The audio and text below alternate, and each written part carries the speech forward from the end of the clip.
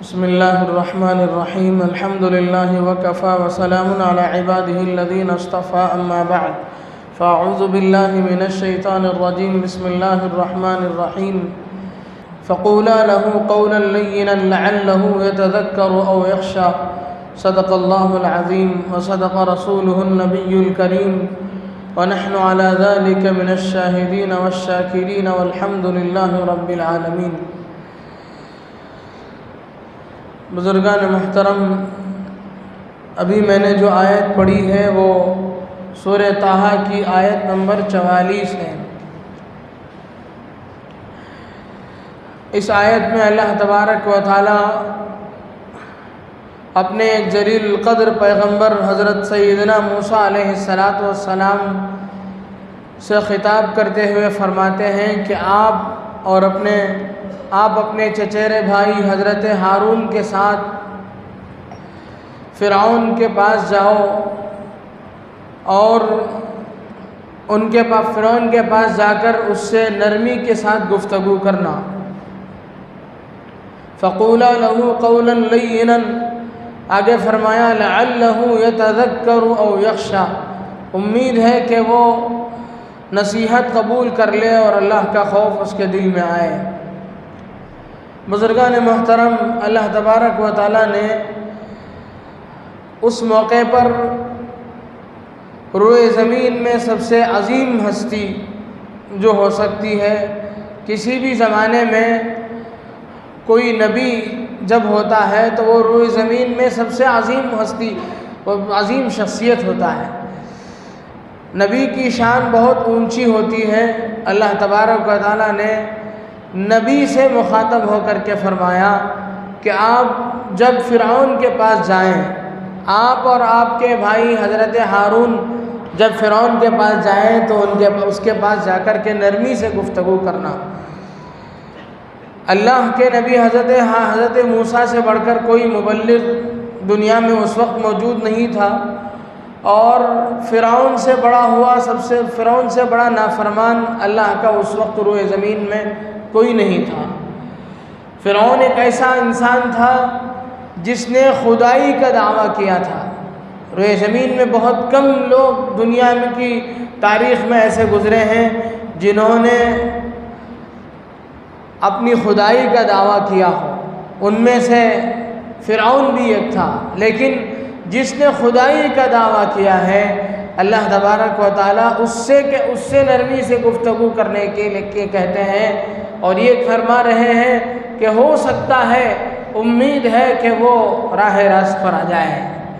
بزرگان محترم، ہمیں اس آیت سے یہ سبق ملتا ہے کہ جو لوگ دین کی محنت کرنے والے ہیں، اللہ کے بندوں کو اللہ کی طرف بلانے کا کام کر رہے ہیں، بطور خاص ان لوگوں کو اور عموماً سبھی لوگوں کے لیے اس آیت میں یہ پیغام ہے کہ ہم کوئی بھی کام دین کی طرف بلانے کا ہو، اچھی باتوں کا حکم کرنے کا ہو، کوئی بھی کام ہو، اس میں ہم نرمی اختیار کریں گے، اور عام زندگی میں ہماری عام زندگی جو ہے وہ نرم ہوگی۔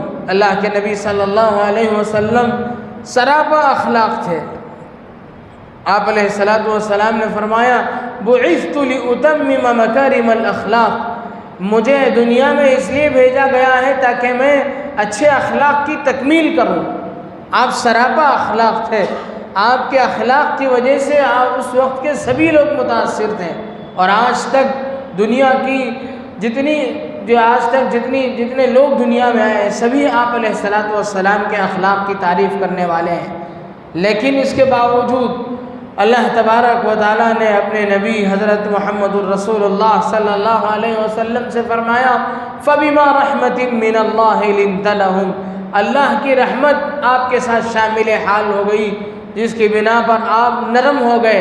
وَلَوْ كُنْتَ فَظًّا غَلِيظَ الْقَلْبِ، اگر آپ سخت مزاج ہوتے، تند خو ہوتے اور سخت دل کے ہوتے تو لَنْفَضُّوا مِنْ حَوْلِكَ، آپ کے صحابہ آپ کے پاس سے بھاگ جاتے، آپ کے صحابہ آپ کے ساتھ نہیں رہتے۔ جس طریقے سے حضرات صحابہ کرام رضوان اللہ تعالی علیہم اجمعین آپ سے چمٹے ہوئے رہتے تھے، یہ بات آپ نہیں دیکھ سکتے اگر آپ کے اندر نرمی کے بجائے آپ سخت مزاج ہوتے۔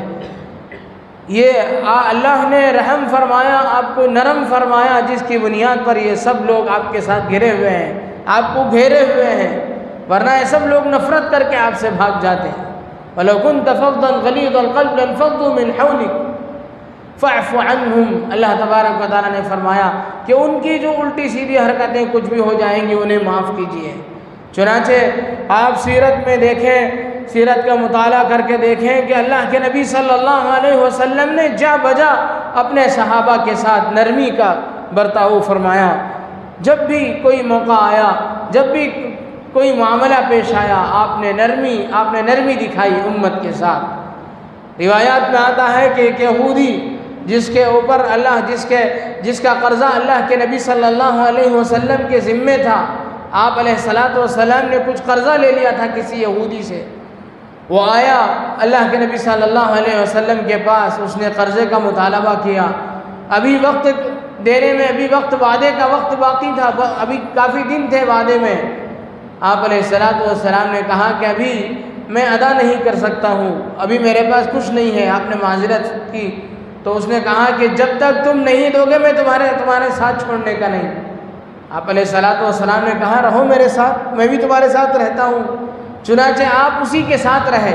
روایات میں آتا ہے کہ ایک دن تک آپ اس کے ساتھ رہے، اپنے معمولات آپ اسی کے ساتھ رہ کر کے پورے کرتے رہے۔ حضرات صحابہ کرام رضوان اللہ تعالی علیہم اجمعین کو معلوم ہوا تو دوڑے ہوئے آئے، یہ کیا ہوا؟ تم نے چند پیسوں کے لیے ہمارے حضور کو تم نے قید کر لیا، اپنے ہاں محبوس کر لیا، آپ کو اپنے پاس روک لیا۔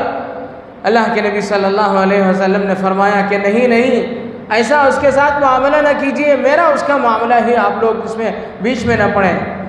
چنانچہ وہ یہودی اس وقت بول پڑا کہ میں آزمانا چاہ رہا تھا، میں نے تورات میں اور آسمانی کتابوں کی تعلیمات جو مجھ تک پہنچی ہے، جہاں تک مجھے اندازہ ہے، میں نے یہی پڑھا ہے آخری نبی حضرت محمد الرسول اللہ صلی اللہ علیہ وسلم کے بارے میں کہ وہ مکے میں پیدا ہوں گے، مدینے کی جانب ہجرت کریں گے، وہ نہایت نرم مزاج ہوں گے، وہ با اخلاق ہوں گے، وہ حلیم اور بردبار ہوں گے، وہ کبھی غصہ ہونے والے نہیں ہوں گے۔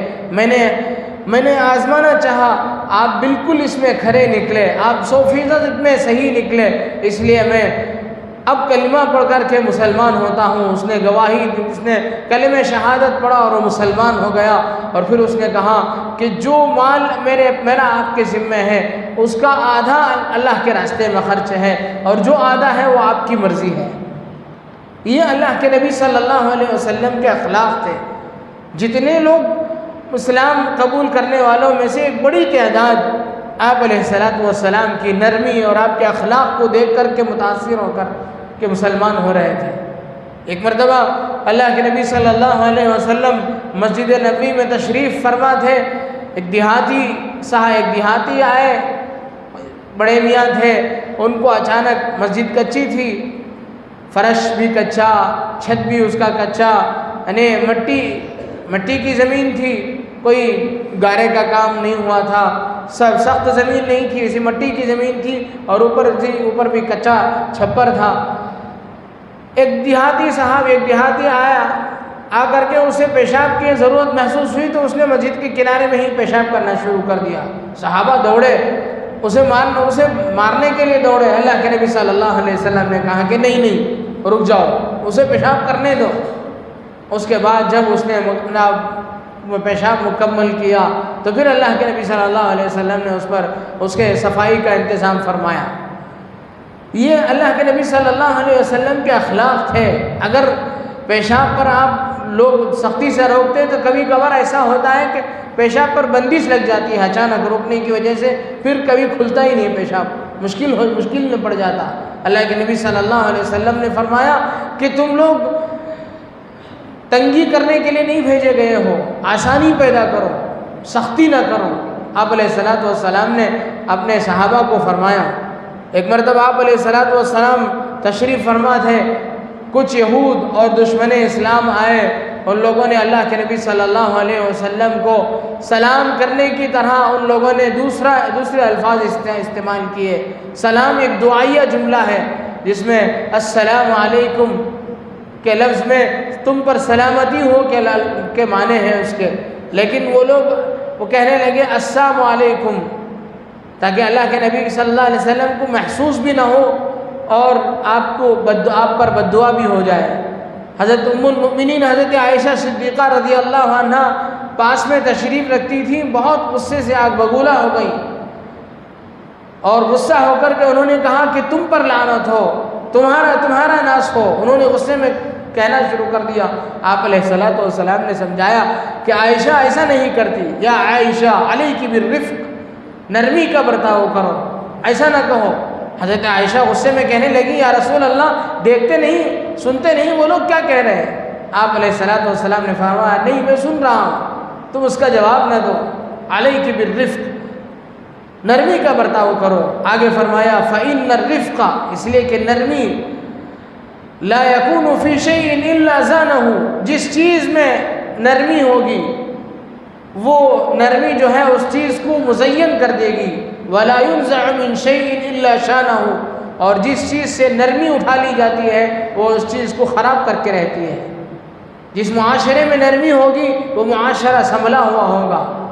آپ کسی کو کوئی غلطی کرتے ہوئے دیکھیں، نرمی سے سمجھائیں، وہ آپ کا احسان بھی مانے گا، وہ اپنے آپ اس سے بچنے کی بھی کوشش کرے گا۔ اس کے بجائے آپ سخت لہجے میں کرختے ہوئے گرجتے ہوئے سب کے سامنے اگر آپ نے کچھ کہہ دیا، باوجود اس کے کہ اسے احساس ہوگا کہ میں غلطی کر رہا ہوں، لیکن وہ ضد پہ اڑ جائے گا۔ اگر وہ ضد پہ اڑتا ہے تو اس کا سبب آپ بنیں گے۔ اگر آپ کے لہجے کی وجہ سے وہ اپنے عمل کو خراب کر لیتا ہے تو اس کا وبال آپ پر ہوگا۔ اس لیے دین کی محنت کرنے والوں کو بطور خاص اللہ کے نبی صلی اللہ علیہ وسلم کی ہدایت ہے کہ نرمی اختیار کرنا چاہیے، نرمی کے ساتھ برتاؤ کرنا چاہیے۔ ایک نوجوان صحابی اللہ کے نبی صلی اللہ علیہ وسلم کی خدمت میں حاضر ہو کر کہنے لگے یا رسول اللہ مجھے زنا کی اجازت دیجیے۔ حضور کا دربار ہے، صحابہ آپس میں بیٹھے ہوئے ہیں، ایک نوجوان آ کر کے کہتا ہے یا رسول اللہ مجھے زنا کی اجازت دیجیے۔ صحابہ آپس سے باہر ہو گئے۔ صحابہ نے کہا ہٹاؤ اس ناپاک کو، کیسی بات کر رہا ہے حضور کے سامنے آ کر کے۔ آپ علیہ الصلوۃ والسلام نے کہا چھوڑو اسے، آنے دو، آؤ سامنے آؤ۔ وہ دور سے کھڑے ہو کر کے کہہ رہا تھا۔ آپ علیہ الصلوۃ والسلام نے بلایا آؤ میرے سامنے بیٹھو، بتاؤ کیا کہنا چاہتے ہیں۔ انہوں نے پھر کہا کہ مجھے زنا کی اجازت دیجیے۔ آپ علیہ الصلوۃ والسلام نے اسے ایسے انداز میں سمجھایا کہ عزیزم اگر کوئی تمہاری ماں سے یہ حرکت کرنا چاہے کیا تم اجازت دو گے؟ اس نے کہا اللہ کے رسول کیسی بات کر رہے ہیں، میں کیسے اجازت دے سکتا ہوں؟ آپ نے فرمایا کہ ہاں اسی طرح کوئی بھی اپنی ماں کے ساتھ اس طرح بدکاری ہوتے ہوئے دیکھنا نہیں چاہتا۔ پھر آپ نے بہن کے بارے میں پوچھا کیا تم اپنی بہن کے ساتھ کوئی منہ کالا کرے اسے برداشت کر لو گے؟ اس نے کہا کہ یا رسول اللہ میری جان آپ پہ قربان ہو، میں کیسے برداشت کر سکتا ہوں؟ آپ نے فرمایا کہ ہاں اسی طرح کوئی اپنی بہن کے ساتھ اس طرح ہوتے ہوئے کسی کے ساتھ بھی تم بدکاری کرو گے وہ کسی کی بہن تو ہوگی۔ اسی طرح اپنے خالہ پھوپھی ایک مرد کے ساتھ جتنی آپس میں اڑوس پڑوس میں جتنی عورتیں ہوتی ہیں سبھی کا تذکرہ کر کے آپ نے اسے سمجھایا۔ پھر وہ نوجوان سمجھ گیا۔ پھر اللہ کے نبی صلی اللہ علیہ وسلم نے اپنا دست مبارک اس کے سینے پہ رکھا اور دعا فرمائی۔ روایات میں آتا ہے کہ پھر اس نوجوان کو کبھی اس لائن کا خیال نہیں آیا۔ ہم لوگ بھی نوجوانی سے گزرتے ہیں، بچپن سے گزر کر کے ہی بڑی عمر کو پہنچتے ہیں، لیکن بڑی عمر پہنچنے کے بعد کسی بچے کو کوئی غلطی کرتے ہوئے دیکھتے ہیں، کسی نوجوان سے کوئی غلطی ہوتی ہوئی دیکھتے ہیں تو آگ بگولا ہو جاتے ہیں۔ جیسے ہم نے بچپن گزارا نہیں ہے، بچپن سے ہم گزرے ہی نہیں، جوانی ہم نے گزاری ہی نہیں۔ ہم اپنی جوانی کو دیکھیں، اگر ہم اپنی جوانی پہ غور کرتے تو ہم اسے معاف کر دیتے ہیں۔ تو نوجوانوں کے ساتھ بھی اللہ کے نبی صلی اللہ علیہ وسلم نے نرمی کا برتاؤ کیا جس کی وجہ سے وہ سنبھل گیا۔ تو اللہ کے نبی صلی اللہ علیہ وسلم کی تعلیمات ہیں، عمومی طور پر سبھی کے لیے اور بطور خاص دین کی محنت کرنے والوں کے لیے۔ لیکن ایک بات یہ بھی یاد رکھنی چاہیے کہ جو آدمی نگران ہو وہ اپنے ماتحتوں کے ساتھ جو مناسب سمجھے گا وہ کرے گا۔ باپ ہے اپنے ماتحتوں کو اپنے 10 نگر جو اولاد ہوں گے اس کے سلسلے میں جہاں نرمی ہوگی وہاں نرمی کا برتاؤ کرے گا، اور جہاں سختی کی ضرورت پڑے گی وہاں سختی کرے گا۔ استاد ہے جہاں نرمی کی ضرورت پڑے گی وہاں نرمی کرے گا، اور جہاں سختی کرنا چاہے گا جہاں سختی مفید ہوگی وہاں سختی کرے گا۔ سختی کرنا چاہیے۔ حدیث پاک میں جہاں نرمی کی باتیں آتی ہیں وہیں حدیث پاک میں یہ بھی ہے کہ باپ کو چاہیے کہ اپنے گھر میں کوڑا لٹکائے رکھے تاکہ بچے کے دل میں ڈر اور خوف رہے۔ اگر ایسا نہ ہوگا تو پھر سارا نظام خراب ہو جائے گا۔ اسی لیے حضرت شیخ سعدی شیرازی رحمۃ اللہ علیہ نے فرمایا، درستی و نرمی بہم در بحث چورگزن کے جراح مرہم نحس، کہ نرمی اور سختی دونوں چیزیں ضروری ہیں۔ عام طور سے ہمیں نرم ہونا چاہیے، لیکن جہاں سختی کرنی چاہیے وہاں سختی بھی ہو۔ جیسے مثال انہوں نے کہا کہ جیسے آپریشن کرنے والا ہے، وہ جہاں آپریشن کی ضرورت محسوس ہوتی ہے وہاں کاٹتا بھی ہے اور پھر اسے مرہم پٹی بھی کرتا ہے۔ اگر کاٹنے سے تکلیف ہوگی یہ چھوڑ کر کے کسی کا آپریشن نہ کیا جائے، زہریلے مادے کو فاسد مادے کو باہر نہ کیا جائے تو وہ کل کے بجائے آج مر جائے گا۔ اس لیے جہاں نرمی کی ضرورت ہے، جہاں سختی کی ضرورت ہے وہاں سختی بھی کبھی کبھار کر لینی چاہیے۔ اللہ تبارک و تعالیٰ سے دعا ہے کہ اللہ تبارک و تعالیٰ ہمیں احادیث اور شریعت کے تقاضوں کو سمجھ کر اس پر عمل کرنے کی توفیق نصیب فرمائے۔ آمین۔ وآخر دعوانا الحمد للہ رب العالمین۔